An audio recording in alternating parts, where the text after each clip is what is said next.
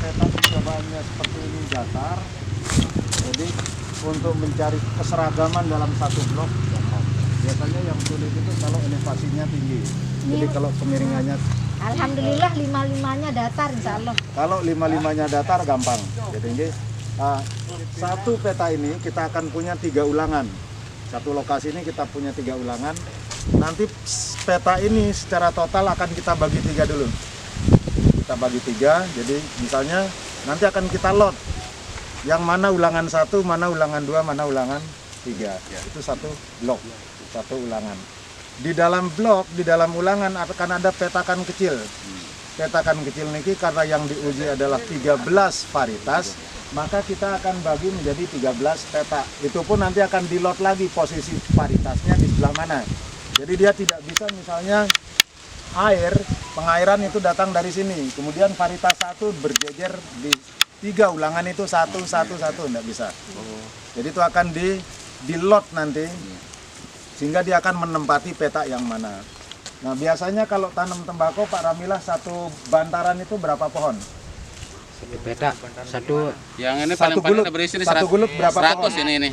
Yang satu peta ini. Satu pelupu berapa pohon? 100 ini ya kalau yang sebesar ini Berapa? panjang ini. Biasanya, 3. enggak, saya tanya satu gulut dulu. Enggak, Satu anjingan, gulut, satu ya. Satu anjingan. Anjingan. Tidak ada pakai gitu. Bukan, saya mau arahnya ke nanti ke 150 Pak. 25. Ya, biasanya kalau yang sudah dibuat petakan-petakan gulutan itu maksimal 10 pohon, ya kan? 10 pohon. Kalau kita butuh dalam satu varietas itu 150 pohon, maka 10 gulut. Gulut.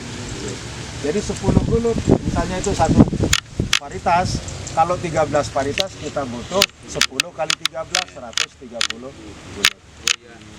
Jadi itu kasarnya kira-kira supaya perbandingannya. Nah, sekarang yang untuk blockingnya, pembagian yang bagi 3, misalnya kita mau bagi 3 dari arah utara ke selatan, kalau ini kan menyempit, dan ini tidak seragam karena ini lebih tinggi dari yang sana. Jadi kalau lokasi seperti ini, maka blockingnya adalah dari timur ke barat, karena penempatan varietasnya, ulangan-ulangannya akan lebih seragam. Jadi blocking ini tujuannya adalah untuk keseragaman. Nanti beberapa hasilnya itu adalah rerata dan rerata umum yang akan diambil dari masing-masing. Nah, tadi ada pertanyaan apakah nanti ada resiko penolakan atau apa pengusulan varietasnya? Ada risikonya kalau kaedah-kaedah statistikanya tidak masuk. Sehingga nanti di setiap 3 sampai 5 lokasi Bu Haji ya. 5 lokasi itu satu kaedah statistikanya.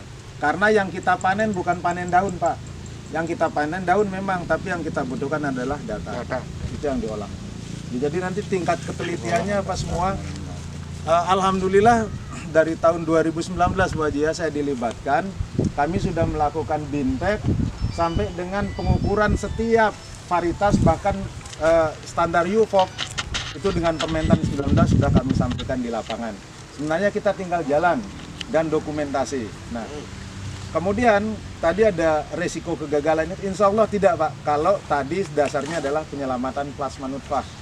Karena nanti yang akan diambil adalah unggul dari 13, bukan unggul nasional, kita mau ke unggul lokal.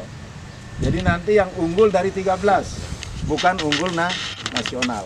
Yang harus kita pegang Bu Haji. Jadi insya Allah akan bisa dilepas. Hanya tadi hipotesanya Pak Marjani, 2 yang khas. 2 yang khas minimal nanti kemudian akan mengikuti, karena di dalam layur sendiri ada variasi, layur kecil, sedang, besar.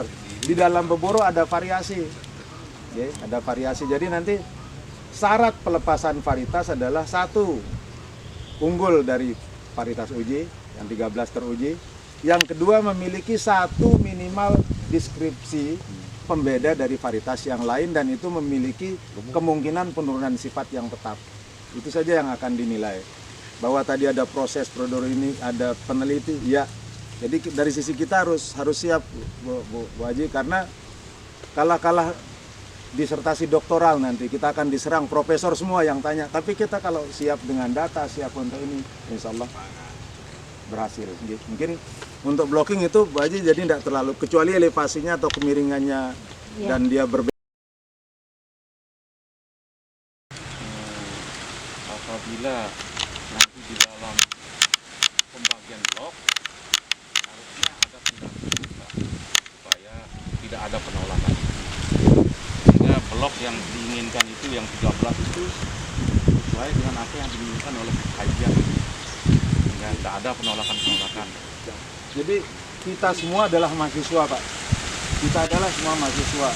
Waktu nyusun skripsi kita punya dosen pembimbing. Ya. Pembimbing kita Balitas Pak. Jadi Balitas adalah Balai Penelitian Perpanjangan Tangan Menteri di daerah, sampai ke daerah turun.